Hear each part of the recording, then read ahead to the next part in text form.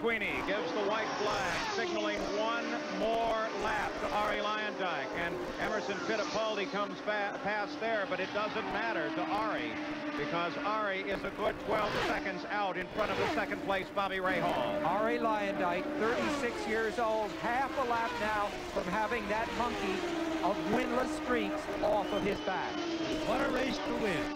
An incredible win it will be, and at an incredible pace, 185.8 miles an hour, his average on the last lap. There's the main straightaway line ahead, and his destiny. Arie Luyendyk comes for the checkered flag and picks up the win as Arie Luyendyk wins the 74th running of the Indianapolis 500. Racing is a game of luck and circumstances. John Andretti has taken the white flag. He is on his last lap. The margin between first and second position is now shown about 14.5 seconds. So John Andretti is well on his way to victory. He doesn't have to concern himself with second place if that car can complete the next half lap. Bobby Rahal is second. Mears is back to third following that incident just a few moments ago. Danny Sullivan in the Alfa Romeo powered car is fourth, and the True Sports All-American effort with Scott Pruitt is running in fifth position. There is Hall, waiting for their driver to come around the final time and take the checkered flag, giving John Andretti his first win ever in IndyCar competition, and as Kevin said at the beginning of the program, giving him a psychological edge on everybody else heading to the next street course race at Long Beach, then Phoenix, and then, of course, Indianapolis.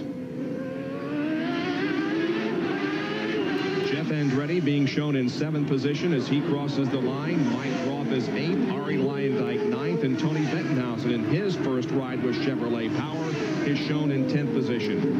And those are going to be the only cars, I believe, that finish this race. The Pennzoil crew watches their driver, John Andretti, as he maneuvers through the very final turn of the course. Here he comes onto the Pacific Highway, headed southbound to the checkered flag. John Andretti from Indianapolis, Indiana. The checkered flag is waved. John raises his hand. The Gold Coast IndyCar Grand Prix goes to John Andretti. Nick Finoro already raising up the white flag and showing it to Scott Goodyear. The last time that a Canadian won in the IndyCars was Jacques Villeneuve at Elkhart Lake in August of 1985.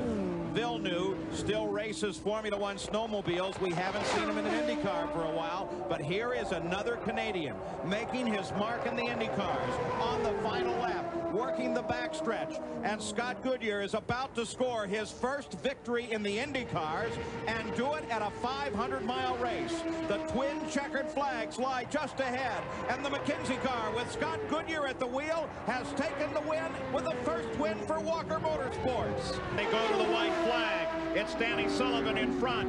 Rahal trying to challenge Mario Andretti. Gordon runs alone in second place. The leader is Danny Sullivan. Boesel still can't get around the slower traffic. The battle is here right now. Looks like they ran over some debris or something came off of Mario's car. But Danny Sullivan is out in front now. The final lap of this race. Can he hold on to the finish? He is unchallenged at the moment. But remember, this is still a very slick course. The fuel question should have been answered, and Robbie Gordon spins it. He has a flat tire. Look at that. The whole left rear has shredded on the car now. Precarious position. Here comes the rest of the field through. Robbie Gordon is safely out of the way, but that's not a great move. Gordon literally throwing away second place with whatever went wrong there.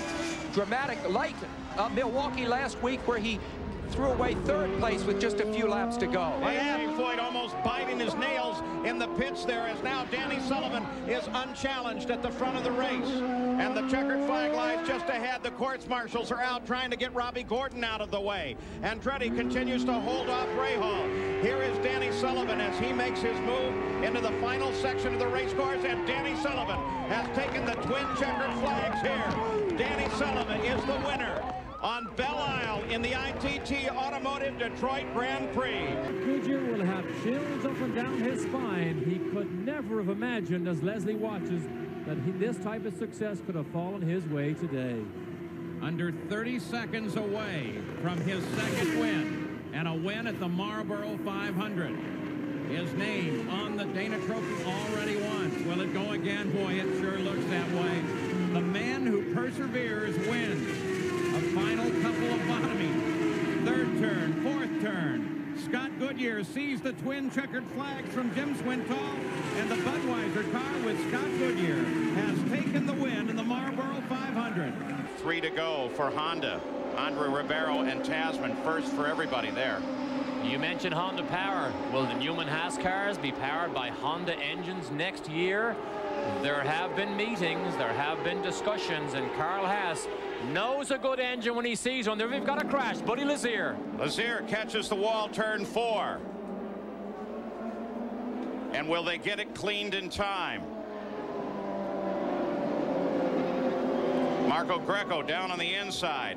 Now Steve Horn talks to Ribeiro as the white flag will come out. There's the checkered flag.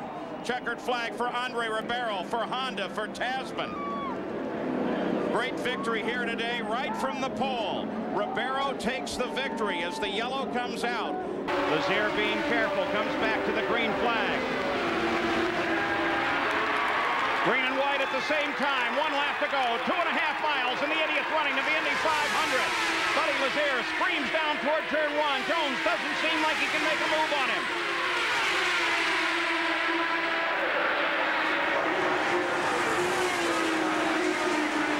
Onto the backstretch. Looking good coming out here. Jones still looking for a chance to move. He's trying to get around Jourdain. He's around him now, in contact with the leader. The third turn, 1 to go at Indianapolis. Buddy Lazier taking a look at the fourth turn, comes off the fourth corner, and the checkered flag lies just ahead as Buddy Lazier takes the checkered flag and wins the Indianapolis 500. Firestone's first win since 1971. White flag out, Paul. There it is, 1 mile, 1 lap to go. Tony Stewart tries to move on him in 1. He's not nearly close enough. This is the key passing zone. Give it all you got. Larry Curry talking to his driver, Tony Stewart. But Jim Guthrie looking so good here. He makes the turn into 3. He comes off of 4. Jim Guthrie may do the impossible. In fact, he has. Jim Guthrie has taken the win. Another new winner in the IRL. And he's made the final left turn before the Indy 500. 1 to go. 1 to go for John Paul Jr. What an odyssey to get here today. John Paul Jr. not in this car at the start of the year. Of course, it was Mike Gross at that time. Now he is in it, looking at a victory. Mike Groff rolls it off the final corner. The green flag and the white flag at the same time. Davey Hamilton. Look at Davey Hamilton going to the inside. This thing isn't over. He's 1 lap down, but he'd like to get on that lead lap. It just looks better in the record books to be on the same lap. He was 8th in June in the race after setting on the pole. But this evening, or this afternoon, turning into this evening, Mark Dismore, in his 30th career start, will win here at Texas Motor Speedway, victorious in the Ball.com 500. Hello everybody, I am proud to announce that I have established an official store on Teespring.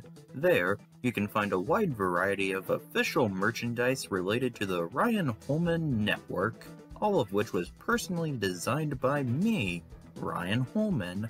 To find the official Ryan Holman store, please go to teespring.com/stores/the-official-Ryan-Holman-store. Thank you.